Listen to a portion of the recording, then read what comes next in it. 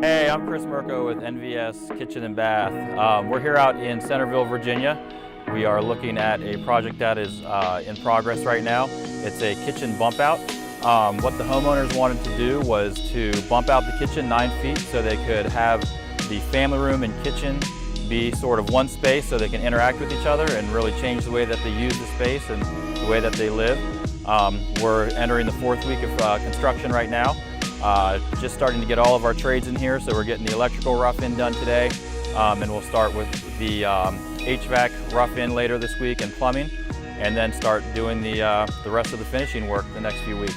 So the homeowners were looking to bring their family room into the kitchen so they could have more of one big space. They have young kids, so they like to be able to see what the kids are doing while they're in the kitchen, as well as to be able to look out into the pool area. So just make one giant great room and kitchen. Tune back into our Facebook page on NVS Kitchen and Bath to see the progress of the project.